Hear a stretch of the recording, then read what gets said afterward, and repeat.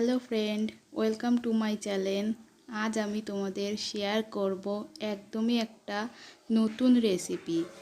এখানে আমি বানিয়েছি ক্ষীর চমচম। এটি পাউরুটি দিয়ে বানানো। চলো তাহলে দেখা যাক এটি কিভাবে বানাতে হয়।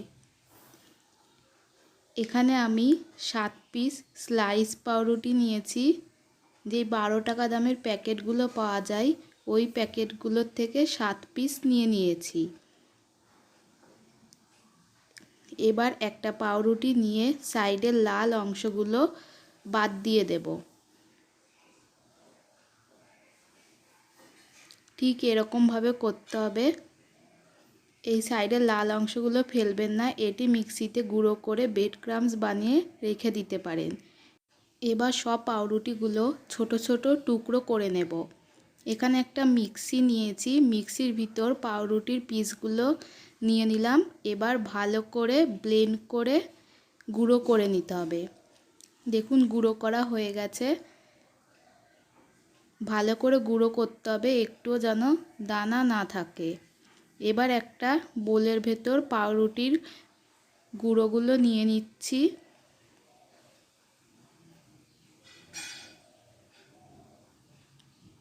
আপনারা চাইলে পাউরুটিগুলো হাতেও বা শিলপাটাতে গুঁড়ো করে নিতে পারেন।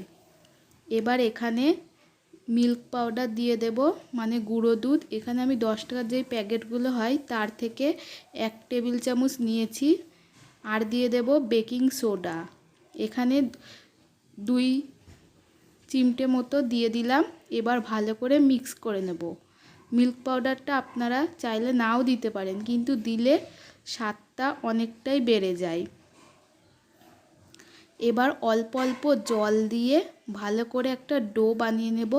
এখানে আমার 2 টেবিল চামচ জল লেগেছে। দেখুন কতটা সুন্দর হয়েছে। এভাবে 1 মিনিট মতো ভালো করে মেখে নিয়েছি। এবার একটা প্লেট দিয়ে ঢেকে 10 মিনিট রেখে দেব। 10 মিনিট রেস্টে রাখা হয়ে গেছে। এবার ডো থেকে অল্প অল্প করে কিছুটা নিয়ে হাতের সাহায্যে প্রথমে লেচির আকারে গড়ে নিয়ে তারপরে চমচমের শেপটা দিয়ে দিতে হবে।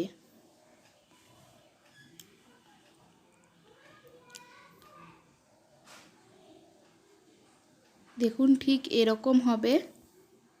আপনারা চাইলে অন্যরকম শেপও দিয়ে দিতে পারেন। এভাবে সব চমচমগুলো বানিয়ে নিয়েছি। এখানে আমার 7টা পাউরুটি থেকে 7টা চমচম হয়েছে। এবার একটা কড়াইতে তেল গরম করে নিয়েছি পর্যাপ্ত পরিমাণে।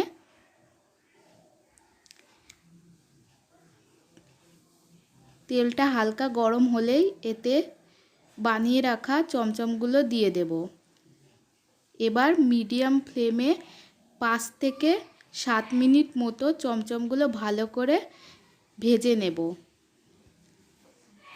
দেখুন ভাজা হয়ে গেছে, এখানে লাল লাল হয়ে গেছে।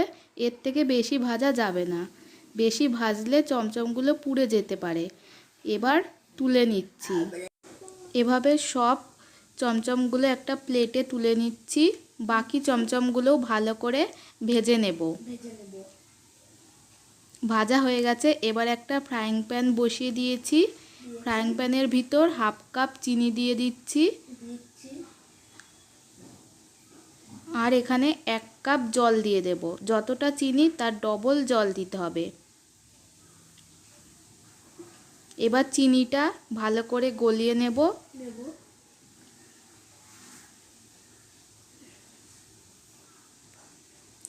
দেখুন চিনিটা গলে গেছে। এবার 1 থেকে 2 মিনিট আরও ভালো করে জাল করে নেব। চিনি শিরাটা একদম রেডি। এবার চমচমগুলো দিয়ে দিলাম।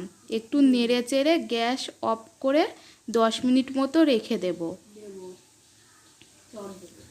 দেখুন 10 মিনিট হয়ে গেছে। চমচমগুলো একদম চিনির শিরা সোক করে নিয়েছে। কতটা নরম হয়েছে আপনারা দেখতেই পারছেন। এবার চমচমগুলো তুলে নিচ্ছি।